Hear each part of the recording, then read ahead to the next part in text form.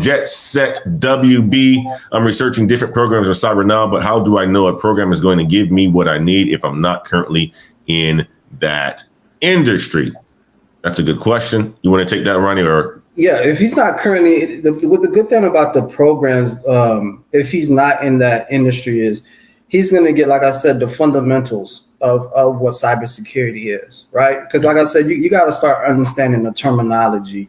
When someone speaks to you about a virtual box, creating a virtual box, dealing with Linux, Kali Linux, Ubuntu, Microsoft Windows 10, 7, stuff like that. You have to know what that person is talking about. Your PF Sense, having your PF Sense as a firewall, understanding that terminology. That's why I said a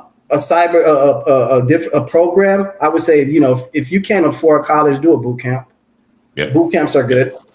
Yep. I would say boot camps are good. But if you want to go the college route, go for it. Go for a cybersecurity, man. The industry is very big. It's wide open, especially with the environment that we currently have with what's going on the other side of the world right now, in Russia.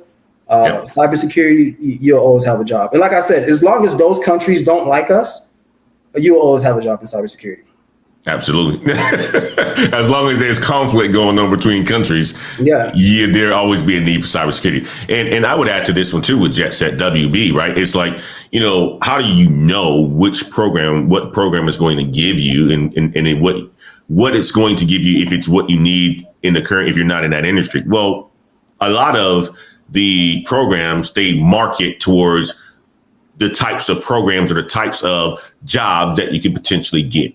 All you got to do is do simple research. Like, for instance, there's boot camps out there in University of Texas Austin for, full stack development, right? And they have the marketing on there. What types of jobs can you get? Software developer, right? Can you get it in the gaming industry? Blah, blah, blah. And the types of people that recruit from this sort of boot camp. So just do a simple reading of the type of program that you're starting to look into when you start to do the Google research. Right. And then it will be able to tell you the types of outcomes that they have successfully delivered. And that's how you'll be able to know if you're not in that industry. I'm going to give you another trick that you can do. Find you a top 10 cybersecurity college. Google top 10 cybersecurity colleges. Reach out to them as if you're trying to apply to their program. They will send you all the information and ask them within that, can you send me the syllabus? I just want to see what type of classes I will be taking. Once they send you that syllabus, go to whatever program the gentleman was saying, how you can go to that particular, let's say, cybersecurity boot camp, and see if some of the classes that they're teaching in that boot camp matches up with some of that college that you got the information from. That's where you can know, that's how you can know what classes that that program, you can know if their classes are good enough, if that program is good. That's how that's how I would do it. Absolutely. And I would just even say this, the college don't even need to send it. You can actually get that online by just going to the actual course load on the college. Because if it's a public school, they're going to have it out there on the open. It's just a little bit of research. Do your research to Google, just like you're going to buy a new phone. You want to look at the specs and so forth. You buy a new car, you want to look at the gas mileage, the color, blah, blah, blah. That's the same way that you want to take when you go into a career like cybersecurity or anything else, right? Any jobs and so forth. Kev Tech said, yes, Wall Street, absolutely. Before the Billions is in the house. My good brother Before the Billions is in the house as well, too. Good to see him, man. He's a good content creator. Go and subscribe to Brother Before the Billions. He's crushing it out there. Data engineer, making sure that all the data scientists like AI and me get the data that they need so they can do their job and manipulate it and all this other stuff. Love, peace, and hope says, how long does it take to get your PMP? Well, it depends. But you go ahead and tell them, Ronnie. It's 2 ways for you. It's 2 ways for you to get it. So if you have your bachelor's degree, you have to take a 34-hour course, and then you have to have about 3 years of managing projects because someone has to vouch for you that you've managed projects. And then, like I said, you submit your application to the PMI Institute. And then from there on, you sit down for your exam, I studied for the exam probably 6 months before I took it. I had to take it twice, though. So it's a very hard exam. Like I said, I took it twice and passed it, but it's worth it. It's a very strong piece of paper. I can tell you that. Chris 1 Point says, what certificates do I need? Well, he named a couple of them. There's, depending on the actual role, he named CISSP, Security Plus, and so forth, PMP, right? Another one as well, too. Any others, Ronnie, that you kind of brought up? Like I said, it depends on your path, because some of them you may not need those certs. But like I said, to start out, you always want to have your Security Plus if you want to get your feet wet. Because, a lot of times these days, a lot of companies, they're not really trying to train you and stuff like that. They're expecting you to have those certs coming in. Once you have them, like I said, you get your foot in the door, you basically can write your ticket, This guy, I got a brother on here that's coming on here saying, guys, we want you, man. And we got guys saying, if you ain't talking, I'm not talking to you if you ain't giving me 240 or more. It's crazy, man. It's crazy. It's crazy when someone tells you that and you can't do nothing but say, this is the market. This is what the market has, Hey, for some of y'all, let me do something real quick. For some of y'all who ain't getting to this money, this is what y'all doing right now, man. Y'all banging your hands, like y'all saying, man, why did I go and get this degree? Whatever degree that you have, you're angry right now with yourself because you know what? You know what? The money is out here, but here's the thing. You can always course correct. You can course correct, man. You can course correct, and we're giving you the game of how you can course correct and also help you with that mentorship. Many of you balling your fists up and saying, man, I shouldn't have listened to this person. I should have been listening to Antoine, or I should have been listening to somebody else, right? That's pushing you to get into tech or helping you to get into tech, right? But don't worry about it. Don't bang your head anymore. We got the right people here on this channel that's going to come here and going to give us the game on how you can actually course correct as well. But if you are in university, if you're in uni, right, follow the path. Listen to what we're saying. Persistent Bank says, what salaries and openings are you seeing for blue and red team? Anything? Can you answer that, Ronnie? I don't really deal with the pen testers or anything like that. I haven't really been dealing with positions for pen testing, so I couldn't really tell you about the salaries. Cool. What made you step away from finance field? Why not get into fintech? I haven't even stepping away from the finance field. Like I said, my mentor presented them opportunities to me. When you get those opportunities, you can't sit back and say thinking about it and stuff like, no, you get that opportunity, you jump up, get ready, put your boots on, and you get to work. Fintech, I haven't really been exposed to fintech like that. So that's why I'm not in fintech. Yeah. Adrian Ash says, some wives can be more than great cooks and pretty faces. She must be talking to my wife or something like that. My wife, Teresa, must be in here and they must be going at it or something. Yes, my wife does do a lot. She's absolutely fantastic, wonderful. And so for her and I got into let's see, anything else in here? I think this is a little bit more. Let's see.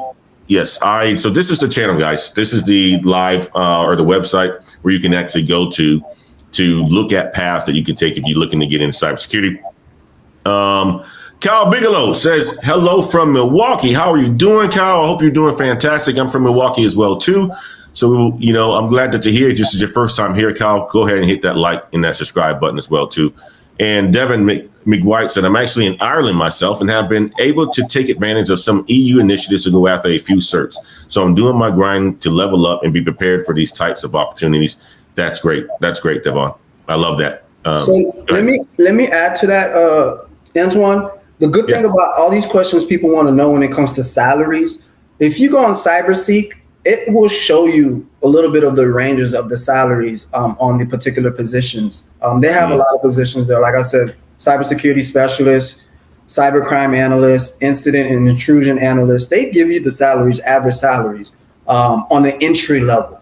And then they show you salaries on a mid-level and then advanced level. So the salaries are given there, and I think someone, if you see those type of salaries, that should motivate you. Absolutely. Well, I'll tell you one thing. That was the reason why I chose the degree path that I did. That's the reason why I chose you're going to sales.